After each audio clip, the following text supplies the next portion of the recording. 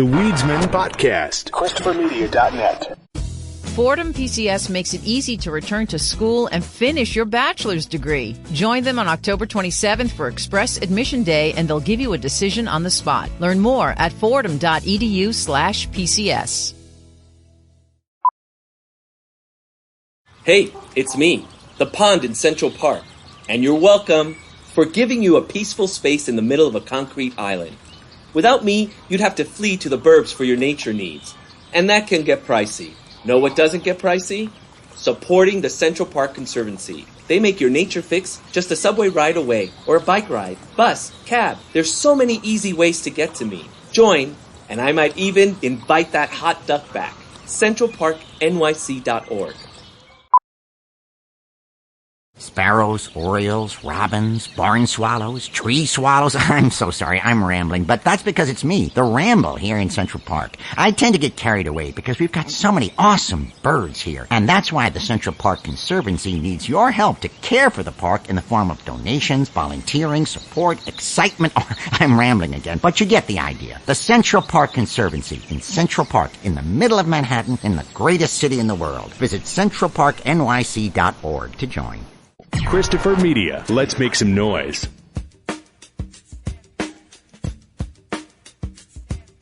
From Asthmacore Studios near Detroit, Michigan. Oh, man. It's the Weedsman Podcast. I have no idea what's going on. And now, you have smoked yourself retarded. Here are the Weedsmen. You want to get high? Hi. Chris. I'm Aaron. You breaking shit over there? Yeah, apparently I forgot how to use my hands when I went to pick something up. No, yeah. Marty high. Did you knock over your vape? Was that the sound? Yes. Look, that was me knocking over both my vape and my inhaler simultaneously. Oh, wow.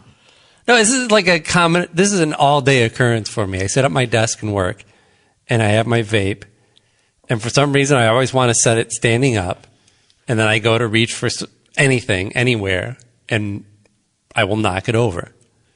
Like, no one's come up with, like, a vape caddy yet? I'm sure you could. Or is it just because there's so many different kinds? Sometimes I use my pen caddy and just throw it in there, and that works. Or I could just lay it down already.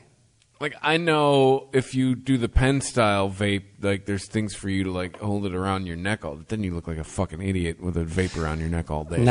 I'm not doing the lanyard thing. Yeah. Yeah, I know that's convenient, but, why not just strap it directly to my face then? Why not just go full Bane? Just put a mask, or just be like the doctor that puts Luke Skywalker's hand back on in Empire. Looks like he's got the gas mask thing on. Not the gas mask, but the thing that they put over you in the hospital when they want to knock your ass out. That thing that goes over the mouth and nose. You get one of those things and just fucking vape all day. Tell you, working from home, I make myself ill from vaping sometimes. Really? Because I'm just doing it constantly, and I'm like, okay, I've got way too much nicotine in my system. I need to set this thing down. I finally... It's too easy to do. I lost... With cigarettes, you could kind of count it off. Like, well, I just had 3 cigarettes in a row. I need to chill. No, but I get it, because I lost the top to my vape again like a month ago.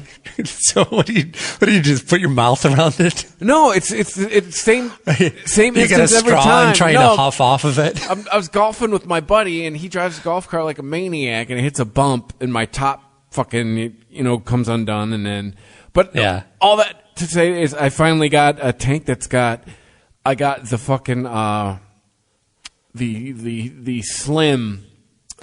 What's it called? I thought you were gonna tell me that you were using it without the top on it. No, I got the narrow drip tip now. It came with instead of a circle, That it's sounds more fancy. Yeah, it's like a rectangle, and it's a smaller opening. So now I am in flavor country. Like when he showed me that he had this kind of drip tip, and it fit my. Wait, why a drip tip? I thought the drip tip was the stuff. I thought that's when you added it to it as you went instead of having a tank. No, whatever the name of the mouthpiece is. Isn't that the drip tip? I don't know. Oh, there's probably some vapor out there, just okay boomer and me all over the place, and I don't give a fuck. Well, But that's anyway, like I have a rectangular opening on the 1X, a little portable guy that I have. yeah, but it's smaller, and then I'll tell you now, I'm in flavor country, so I bought like 2 of these, like a 2-pack of these are like $11. I was like, yeah, you fucking give me that. But so no, I get it. So I was like, with this mouthpiece, I just sit there and till I get a fucking headache, and I go, okay, must stop vaping. Right. So you didn't lose the whole top to it. You just lost a little mouthpiece part. I lost the tank. Right? The tank and the top. Oh, the whole top, the whole tank and everything. Damn. Yeah, it came off. But doesn't it screw on? No, I've got the Boost Pro. And so it's just like a pressure fit. Yeah. Yeah, that's how the 1X is. But it's like so tiny. I dropped it once on the cement and the top. The pod popped out of it. But other than that, it's like it would be really hard to knock this thing apart. But this new tank, too, fits it nice and snug. So the first couple I had didn't. Even the one that came with it did not. So what's going on out there? Did they find that white woman yet? Or they found her body, right? But they have to figure out like what happened to her. My God, people. Strangulation. I believe that came back today, the autopsy on it. No, they're still looking for the dude who strangled her. Yeah, it's one of those things where, like, I'm just not going to read a story about that at all. Just like I'm not ever going to see Titanic or probably at this point Squid Game as well. No, I think that's now gone. It's gone from the, I should check that out list to like, fuck everyone. Shut the fuck up already. I'm never watching that show. Like, we talked about it a couple weeks ago on Jen Exhausted because Earl wanted to, but when he brought it up, I was like, why? Like, dude, like, I've seen too much true crime. Like, dude, he did it. She's dead. He did it. That's how this ends. Yeah. Like, it's just, females are obsessed with true crime in this country. It's real life true crime.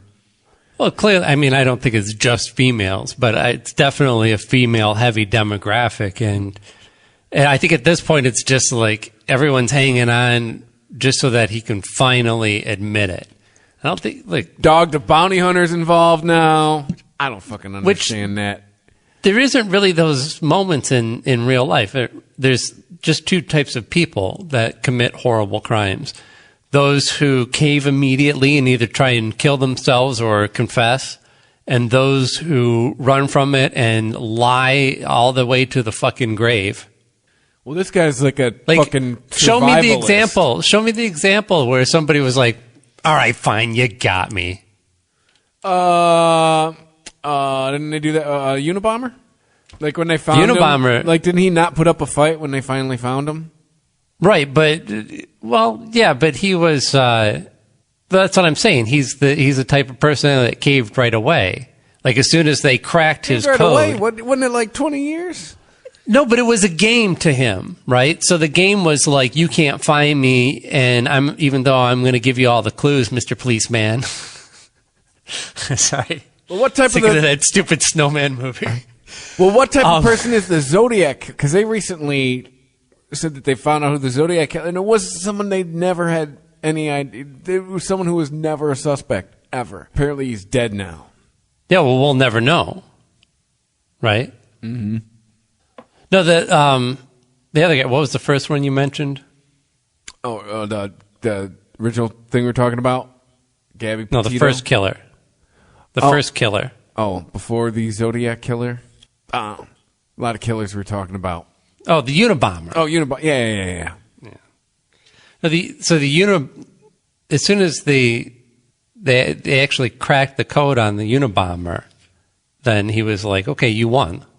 Right? And he admitted to everything. You think it's more that, or it's like, I'm old, I'm getting less inventive, I'm tired. You got me. Didn't he?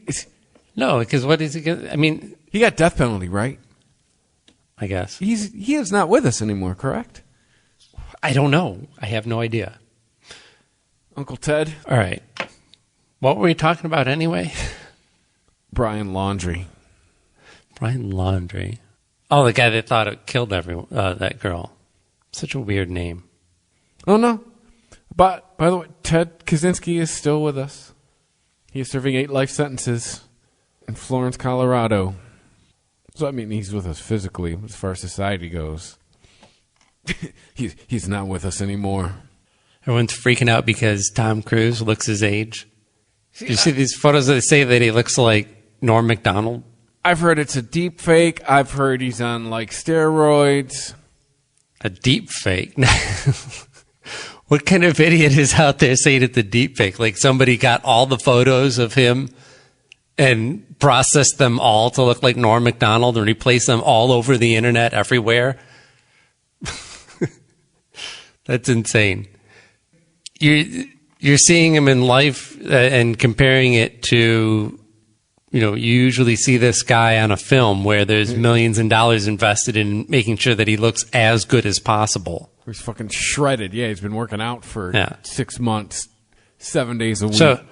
So try this experiment. Hire professionals to every day make up your hair and clothes and everything, your whole appearance, and go out like that for a year. And then one day tell those people to stay home and just go out in your street clothes. And everyone's going to be like, what the fuck happened to you? Wow, you really let yourself go. He is a 59-year-old man. Yeah. And he doesn't, I'm not even going to say that he looks like a 59-year-old man. He looks like an older version of Tom Cruise, as he should be. Time has passed.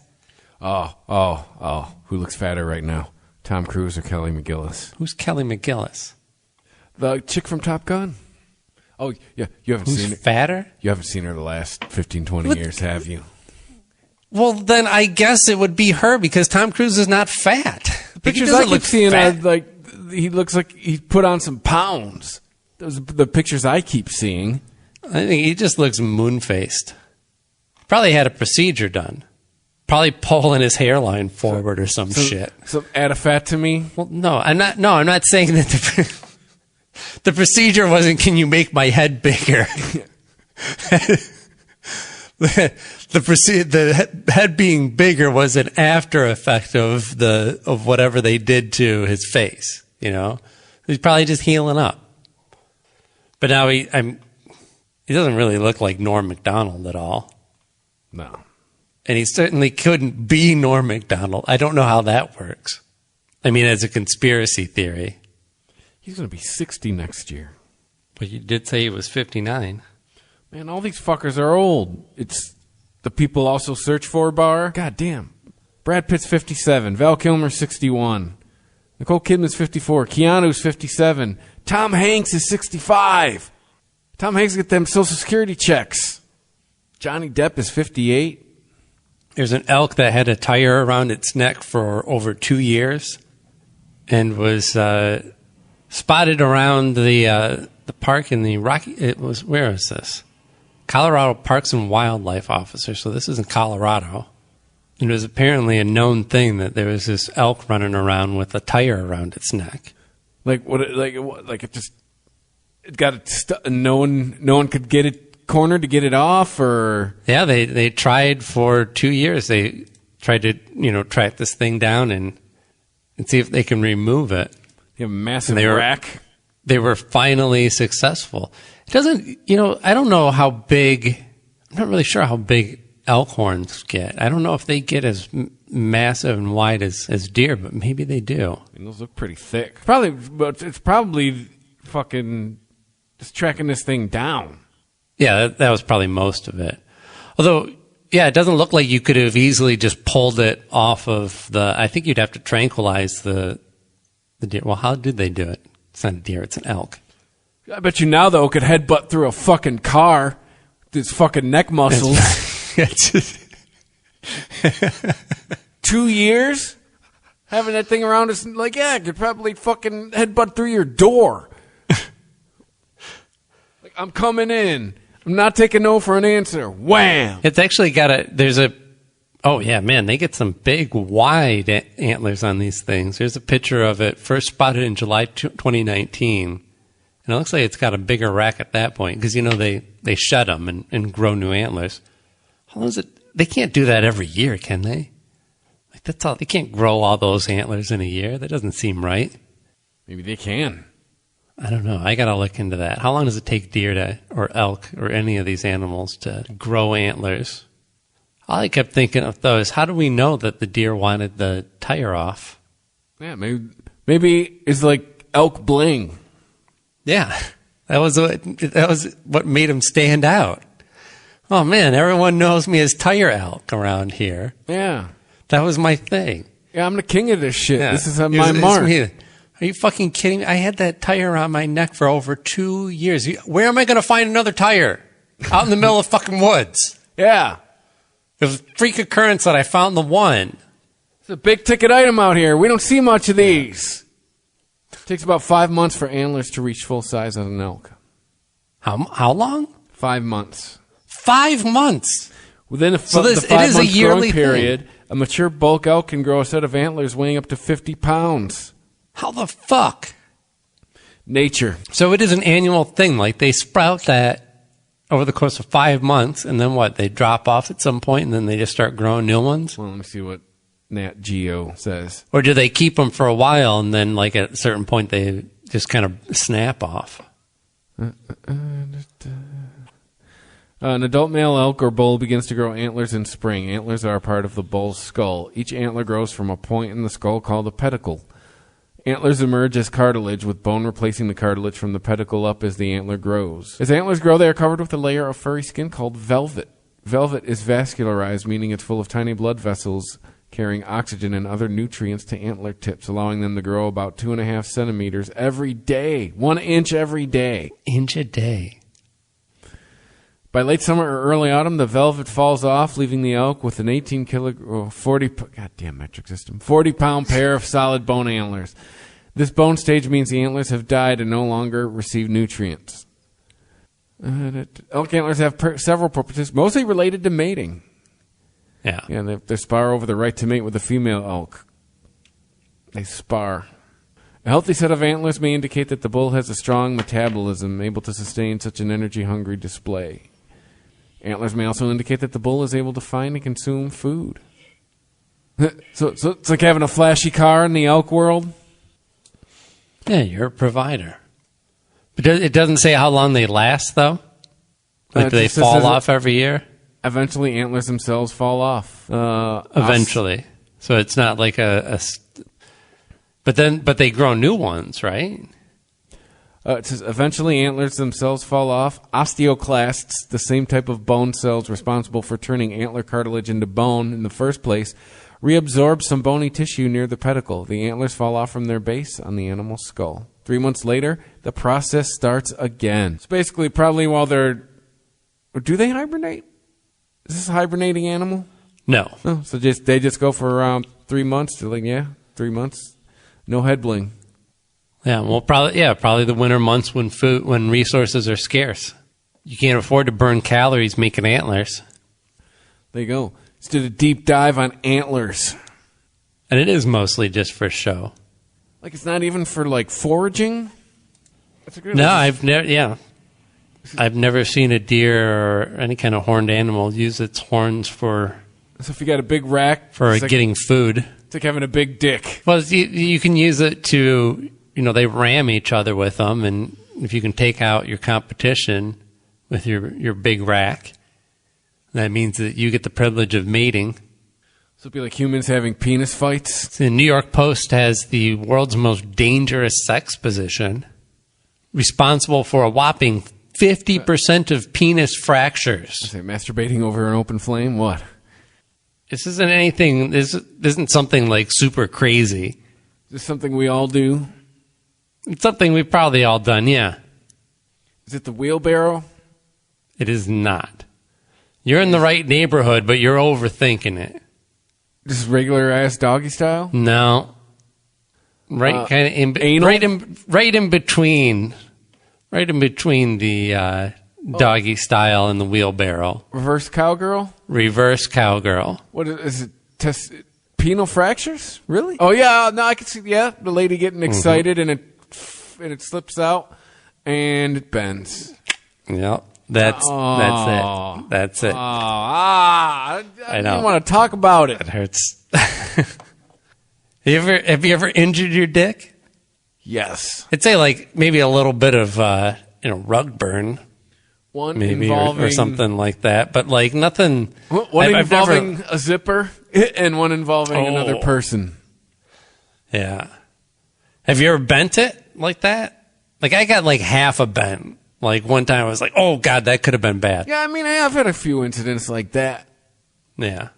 Where you saw your life flash before your eyes. Yeah. In that moment when you thought you could lose your dick. I recall having an incident with some teeth in my early 20s. I was like, God damn, bitch. Some teeth. Like, literally, like... Were they attached to anything? You're just running into random teeth. Yeah, that's... Yeah. Like those teeth, down a dark alley, and there was just the chattering teeth there. Like, you know those teeth Michael Scott had on his desk? Yeah. Yeah, that's exactly what I was thinking. The wind-up teeth. No, but I don't know what this... I don't know who taught this girl to suck a dick. But she left marks on my shit. And no, it wasn't like, oh, a few days later, no, it was like, no. It was clearly from her. Yeah. She left, like, marks that were visible for days? Yeah, these were immediate marks. This wasn't like they showed up 5 to 7 days later. No, this was, they were immediate.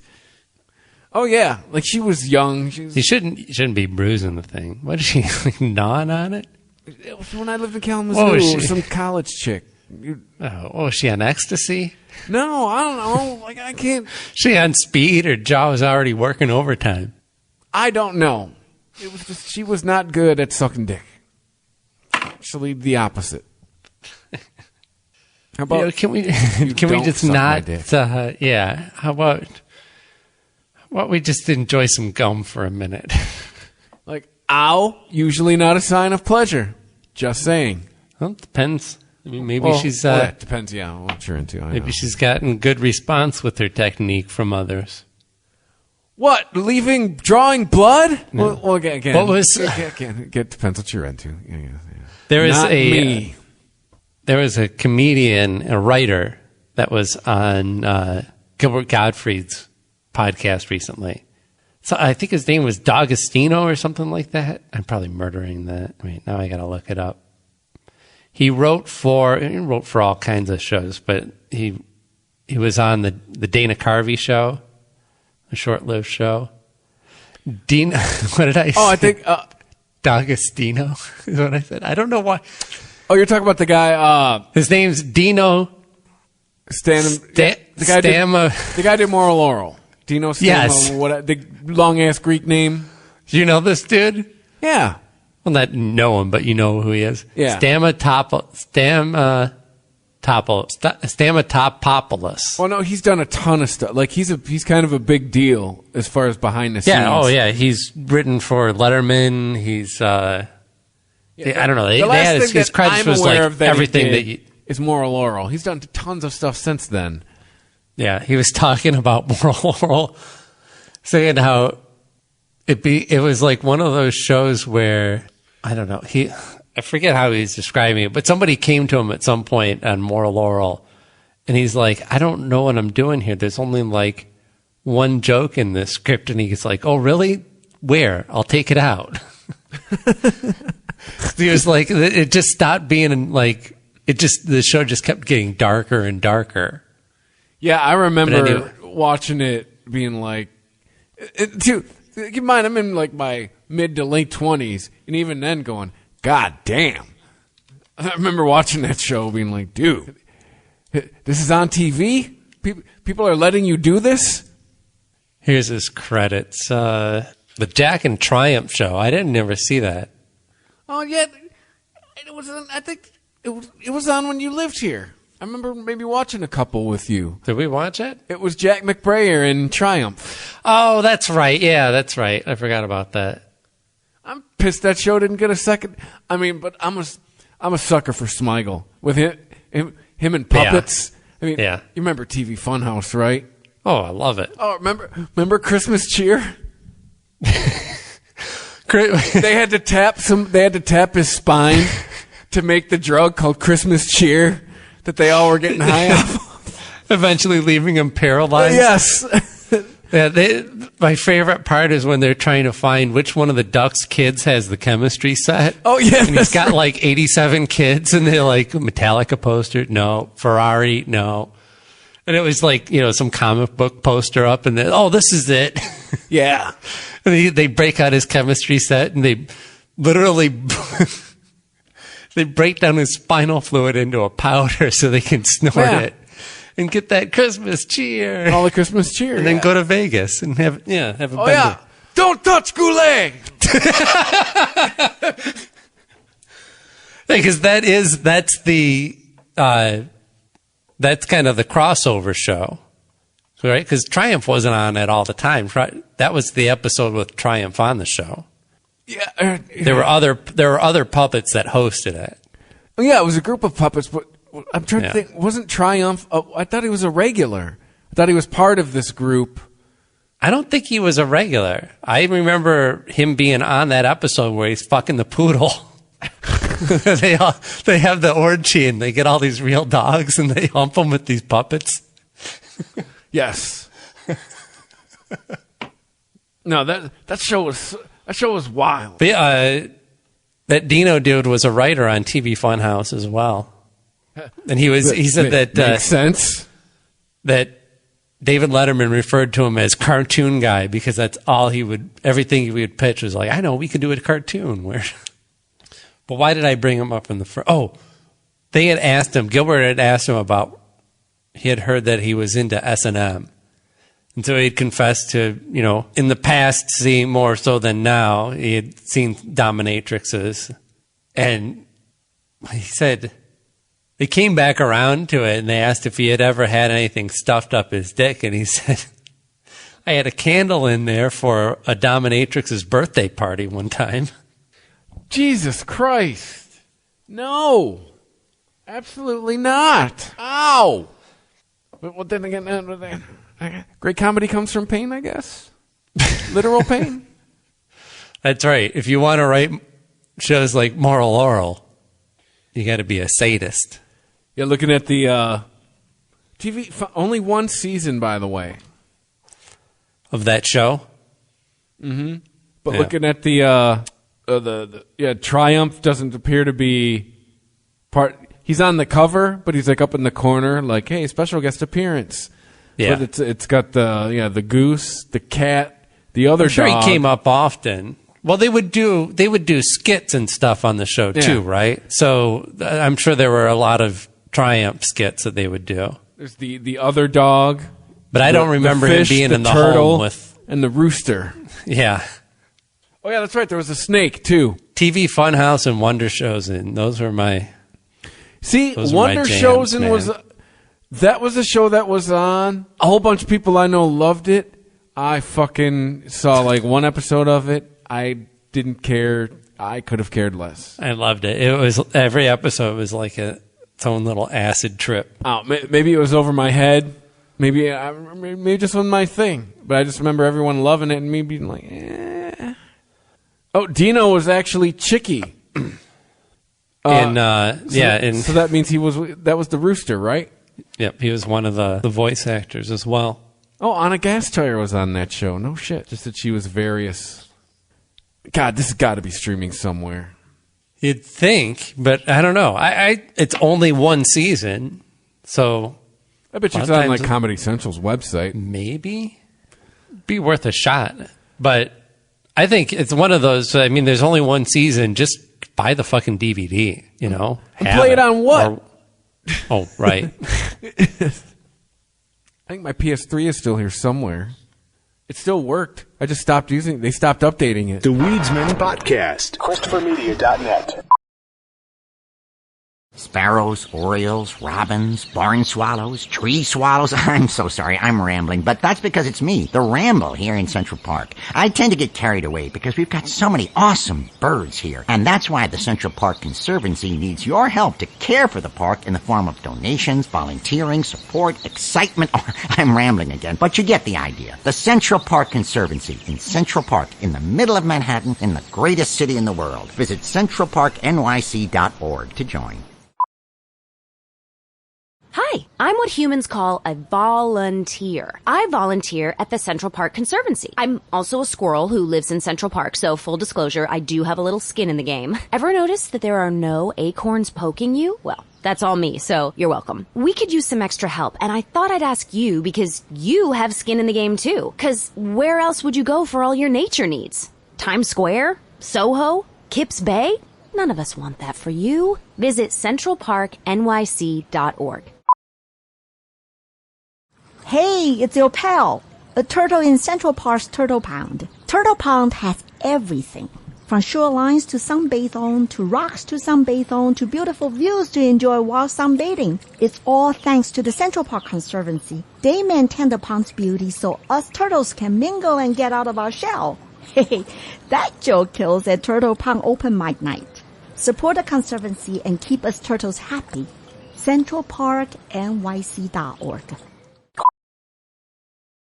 Friends, New Yorkers, and even those from Jersey, lend me your ears. It's Shakespeare's garden in Central Park.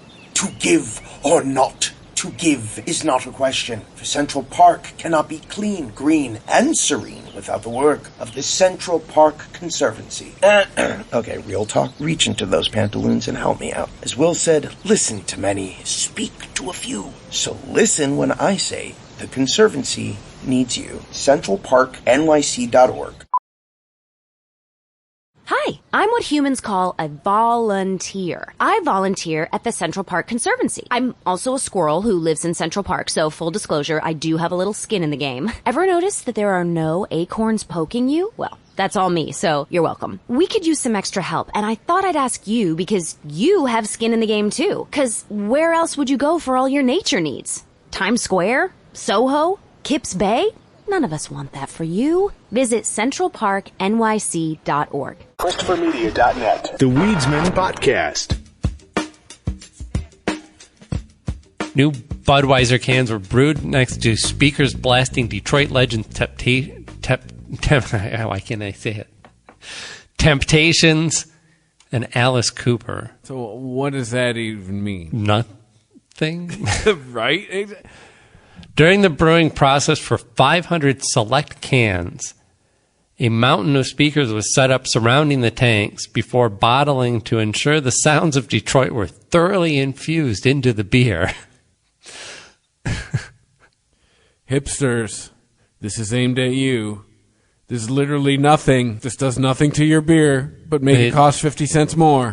Labeled with R&B if they were brewed to the sound of the Temptations, or rock if they were exposed to Alice Cooper during brewing. As someone, I have only brewed a couple of batches of beer, but I know how the brewing process works.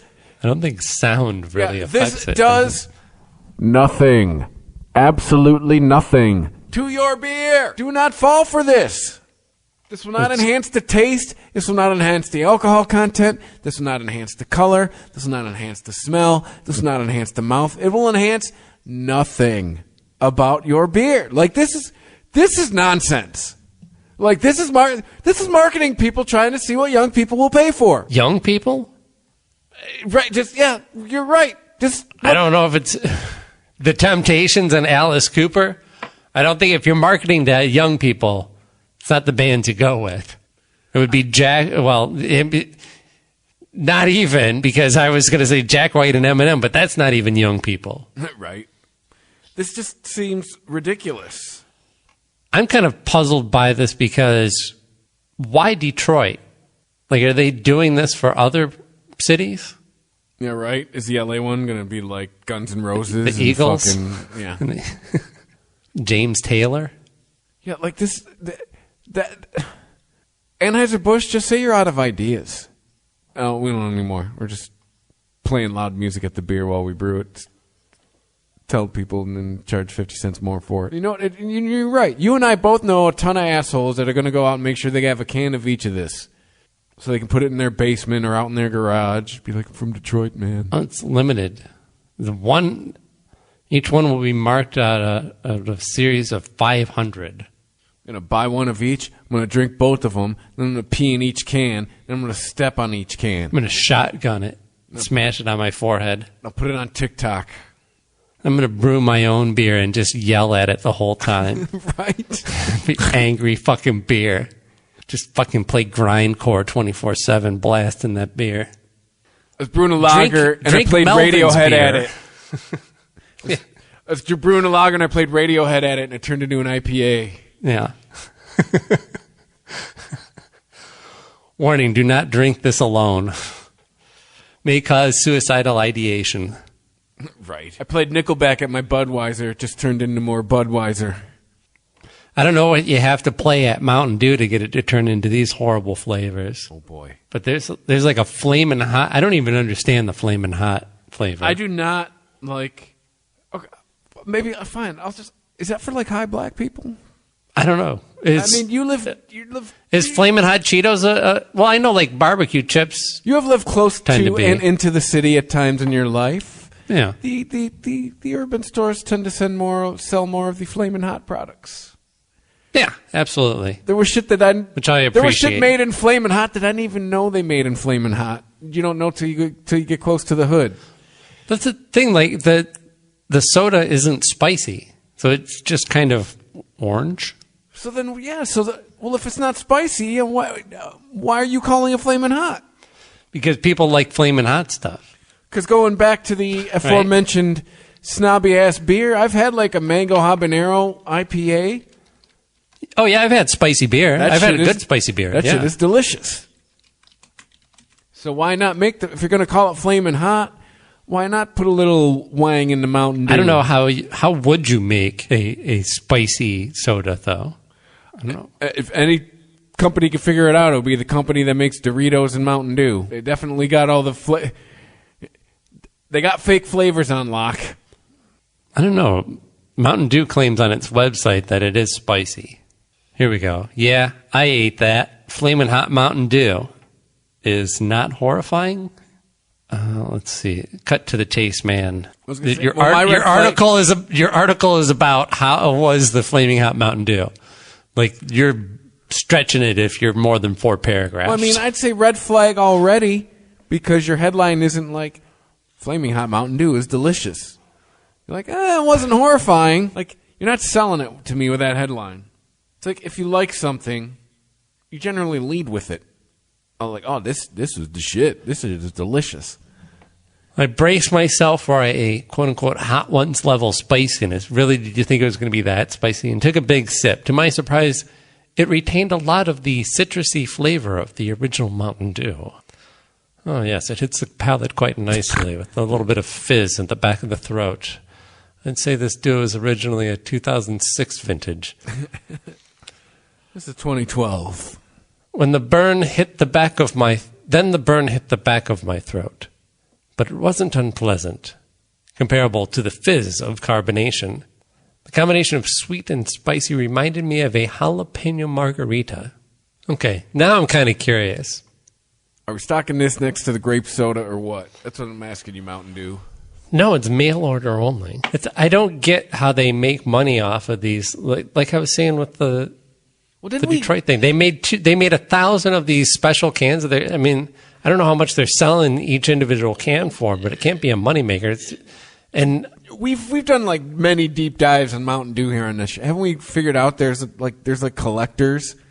Like there's this whole Mountain Dew like underworld of like people that are trading like Mountain Dew Uproar is one of the newer flavors, and it's available in Food Lion stores, which I've never heard of, but are in North and South Carolina, Virginia, Tennessee, all over the South, basically. Was it like gravy flavored?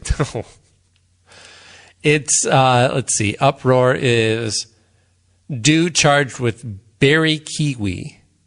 I think it's Uproar just because they wanted to make it for food. It makes sense. It makes sense. Where it's at, it makes sense. Have they come out with regular Cheeto? Yeah, they did, didn't they? Didn't we talk about it? They've had regular Cheeto flavored Mountain Dew. I'm pretty sure.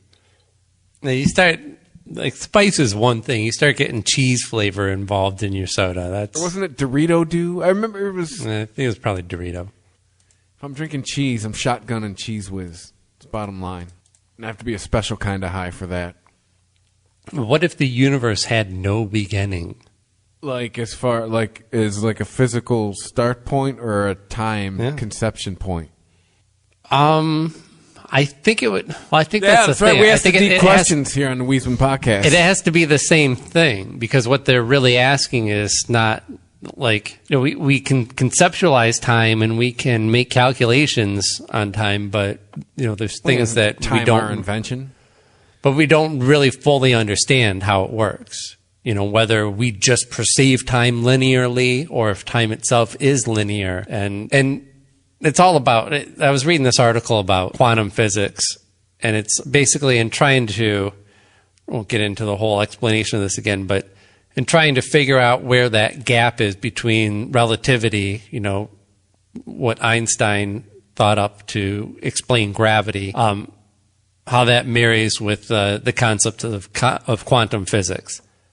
There's always some point where it breaks down, and there's a lot of theories that try and explain what happens during that breakdown. And it's mostly about two things in the universe: singularities, both the Big Bang and the center of a black hole. Those are places in the universe where we cannot use the calculations of general relativity to explain how gravity works. It no longer functions the same way. We can write out on paper and tell you, you throw an object, you drop an object, you put an object into motion.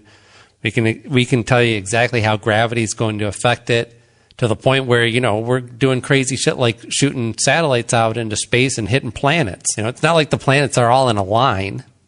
They're whipping around. You have to catch it right at the exact point. So, yeah, we can make these calculations and figure all this stuff out and down to, however many decimal points. Yeah, remember, but as soon as you start applying those to what happens inside a black hole, that's all out the window. I just remember being told in fourth grade science, and it's some statistic I've forgotten long since. It's under a big pile of bong resin. That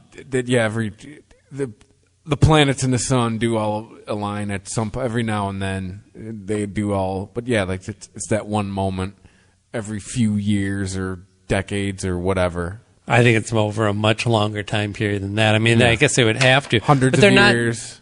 Yeah. Because it's all a bunch of circles, right? At some point, it will happen. Right, but it's not like you could just shoot a satellite out and go, we'll hit Pluto eventually, if that's what we're shooting for. You have to shoot it at the right speed, at the right trajectory, in order to hit that planet right as it's coming around. What's Pluto's deal?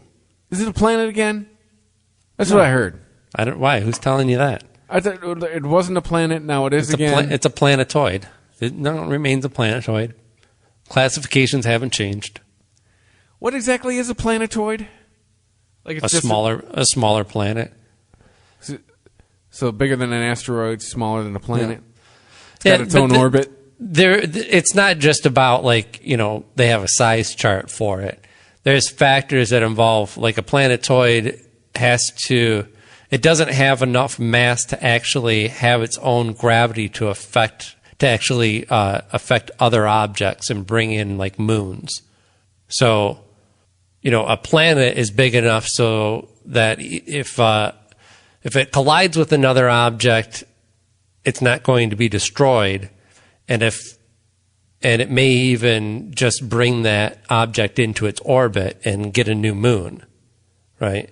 Whereas a planetoid is less permanent. If it collides with something, it might be drastically changed by that collision or destroyed completely. But it doesn't have enough mass to actually capture another object and have it as a moon. Gotcha. It doesn't have enough mass to have enough gravity to be considered a planet. But it's still on its own orbit. Yeah, it's not about size or it's a planet and a half. Shape or anything like that. What's that? So it's a planet and a half. A planet and a half? No, it's half a planet. Yeah, asteroid and a half, I should say. Well, so anyway, there's this theory that in order to explain how time works in conjunction with quantum physics, they have this idea that maybe time is linear. It's not the flat circle that true detectives would have us believe.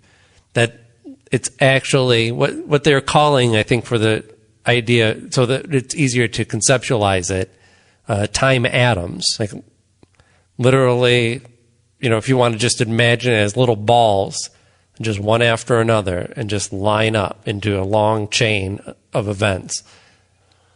But for whatever reason, doing the calculations to try and prove if this theory actually holds any weight, it has to be that time has no end, right? There would be no definite, because otherwise, where does that first quote unquote time atom come from, right? Yeah, so time. They're theorizing. This is just, or not even a theory. It's a hypothesis that would have to be put to test. But they're thinking that it's just an infinite chain of linear time, and that the Big Bang isn't actually a starting point for time. We think it might be the birth of the combination of universe as we understand it, as we see around us, but there might actually be something before that, which is something, I have no basis for this other than getting high and thinking about this shit, but it's something that I've thought about for a long time, that I don't think it's just a big bang that happened at the beginning of time and that eventually it'll compress into a singularity at the end. I think it's a breathing motion that the universe does over an insanely long time of billions and billions of years. Expands and then contracts, and then it'll expand again and it'll contract. And every time it expands, you get new combinations. So we're just existing in one of those universal expansions. Well, I think it's time is our invention. It's our measurement. Well, that's the thing. It's not, right? We've created language and we've created a structure to help us understand it and help us feel like we have some control over it. But time is a definite thing, right? Just the way that if I drop something, it's going to fall because gravity, right? Yeah. Time moves forward no matter what I do. I can do things to trick my brain into perceiving time differently, but I can't stop time from moving forward. So it's not a conceptual thing. We've put a lot of conceptual things around it to help us understand something that we don't clearly understand at all. I feel like a stoner podcast right now. We are a stoner podcast. I feel like if this is the first episode you've tuned in for, what if all of these conversations that we've been having over the last 5+ years have been recorded and broadcast out on the internet? Wouldn't that be crazy? That's fucked up, man. What if that happened? Oh shit! Damn it. Well, speaking of cannabis, I guess there is some cannabis news out there. Elizabeth Warren and Cory Booker, both senators, both calling on the Department of Justice to decriminalize cannabis. Now, why would they be doing that when they have their own work of putting together some legislation that would legalize it? If they've got their own work to do on that? Well, they're saying it's a first step, that it's going to help them. I don't know, maybe it will. It seems pointless, though. Listen, look, we asked. You got to do it. Yeah. No, they don't have to do it. We asked.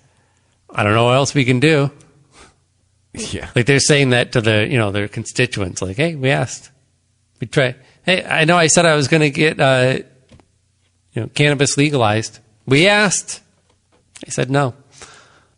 Both of them wrote in a shared letter penned to the DOJ, while Congress works to pass comprehensive cannabis reform, you can act now to decriminalize cannabis.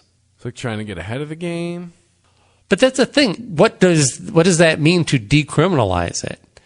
I mean, if you're already saying that you're accepting, the Department of Justice accepts that there's legal cannabis programs in, most of the states now. And the DEA has been pretty much hands off outside of, those legal establishments that go outside the law, they've been pretty good. We haven't had really any stories, hardly, in the last 3-4 years of the DEA raiding legal establishments anymore. It happened early on, and it's just, essentially it is decriminalized now. I don't know how else you can decriminalize it.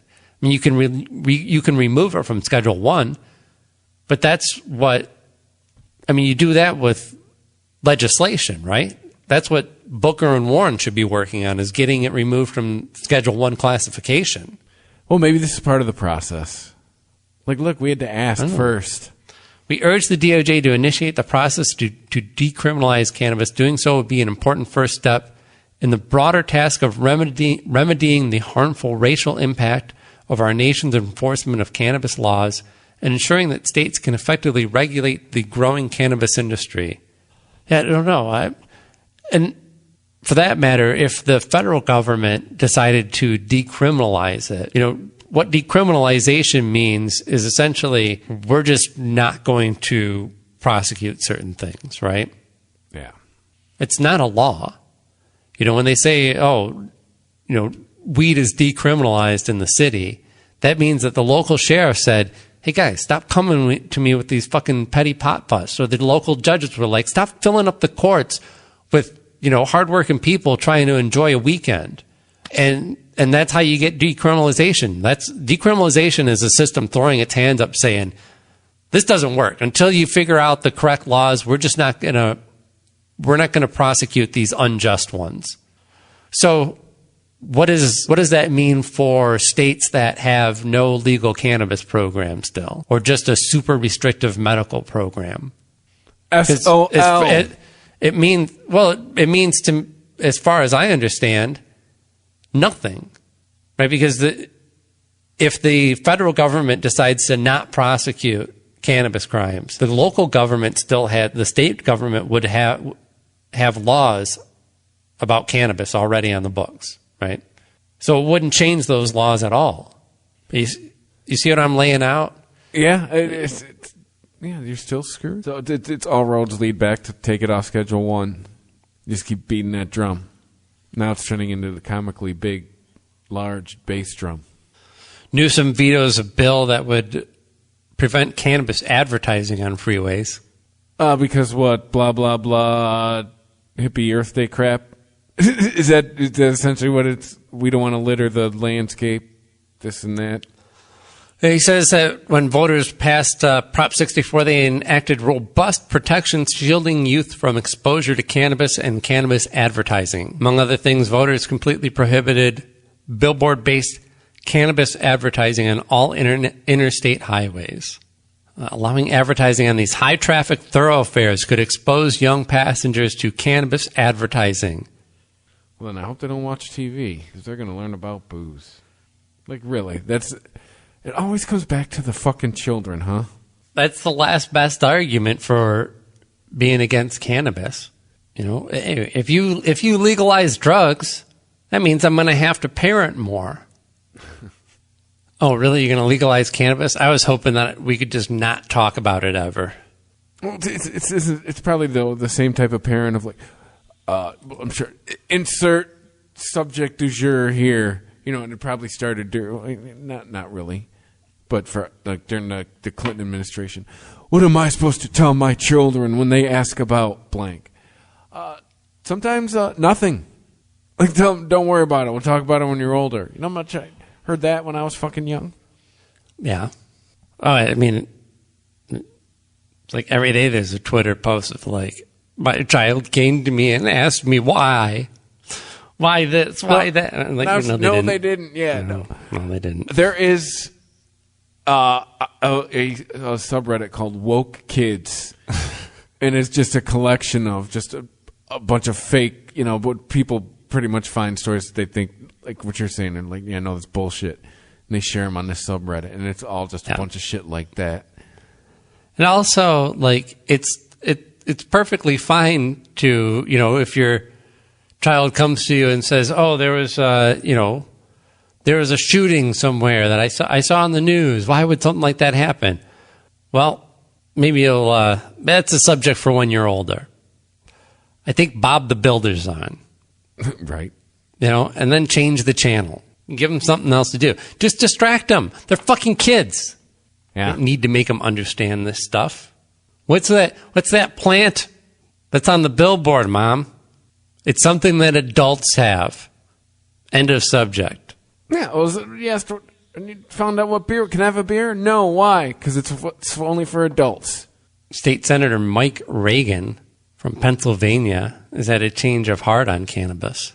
And he went on, ABC 27 News Daybreak to explain why, saying cops are not arresting people for personal use amounts. Prosecutors are not prosecuting people for personal use amounts. Bordering states are starting to sell it, which means that we will have border bleed, which means our dollars will be going to fix the roads and bridges in New York and New Jersey. Does that make sense? Yeah. That's illegal. Hey, we're surrounded. It's time to sell it. Let's make all the tax revenue. Please and thank you. Now, this is a big change from his previous stance on it, saying it's a drug. And I do think there's something to it being a gateway drug, leading to other things, which scares me, especially with the heroin epidemic going on right now. Really? How many times do we have to have this conversation? So, well, look, that's just the counterpoint. That's where he was, all right? So let's not pile on him. He's evolved. He is now, realized that there's a lot of people with a lot of money involved in the cannabis industry that are, do things like influence votes and donate to campaigns and whatnot. So he's changed his thinking on it. Yeah, I guess, right. If he, don't question why he came around. Just be happy he came around. I guess. Well, it's always money, right? So sometimes money works for good things. It's true. We should strive for a perfect world where we elect politicians that do the right thing based on their morals and not based on what's going to keep them in office or line their pockets. But, we got to get money out of there. Yeah. Let's just get cannabis completely removed from Schedule 1 first. That would be an easier goal than getting money out of politics. Big giant bass drum again. Boom, boom, boom. It's timpani now, right? You're like walking with a timpani. It's the root of all problems in politics. Well, I know, not just here, everywhere. Yeah, a lot of people think that all politicians are corrupt, and the idea like politics is bad and whatever. But politics are necessary if we're going to have societies where we're trying to cooperate with more than 50 people in a small tribe. We need politics, right? That's how people communicate on a larger level and share ideas and organize. It's unavoidable. So it's not that politics is the problem. It's that the money in politics is the problem. If you continue to let it be the process be corrupted by money, then it's never going to be a process that works for individuals. So yeah, different subject though. But I guess I'm done. I don't know. End? How do we end this? Is there an escape key? The ejector button? Like that's got to still be a thing, right? The ejector seat? Still be a thing? Like it was an actual thing at one point? Is it a movie trope? They're still making James Bond movies, so I imagine it's still a thing. All right. Well, follow us on social media at the Weisman 420 on Twitter, at the Weisman Podcast on Instagram, the Weisman Podcast at ChristopherMedia.net. If you want to email us, head to ChristopherMedia.net, hit the PayPal button in the Amazon banner if you'd like to help us out as well. It doesn't cost you anything extra, unless you do a PayPal button. That's just whatever you want. You give $1 if you want.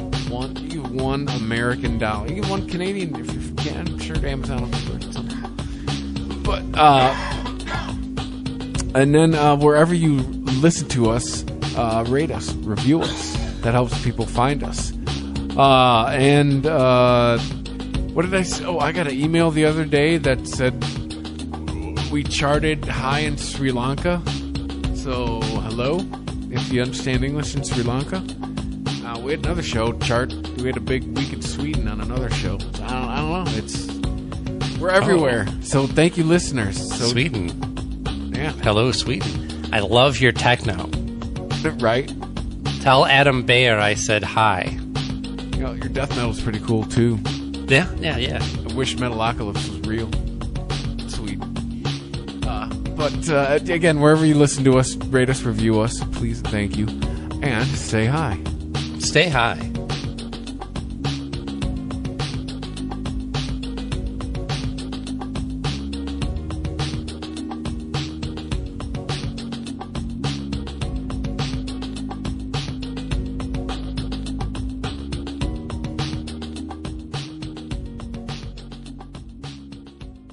Looking to move up in your career? Fordham makes it easy and affordable to return to school and earn a quality bachelor's degree. Fordham PCS offers flexible evening, weekend, and accelerated classes designed for working adults. Classes meet in the Bronx, Manhattan, Westchester, or online. Join them October 27th for Express Admission Day. They'll give you a decision on the spot and waive your application fee. Learn more at fordham.edu/PCS. That's fordham.edu/PCS. Friends, New Yorkers, and even those from Jersey, lend me your ears. It's Shakespeare's garden in Central Park. To give or not to give is not a question, for Central Park cannot be clean, green, and serene without the work of the Central Park Conservancy.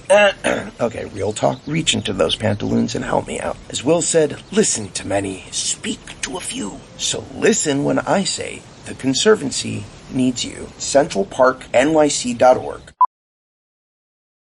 Friends, New Yorkers, and even those from Jersey, lend me your ears. It's Shakespeare's garden in Central Park. To give or not to give is not a question, for Central Park cannot be clean, green, and serene without the work of the Central Park Conservancy. Okay, real talk. Reach into those pantaloons and help me out. As Will said, listen to many, speak to a few. So listen when I say the Conservancy needs you. CentralParkNYC.org. The Weedsman Podcast. ChristopherMedia.net.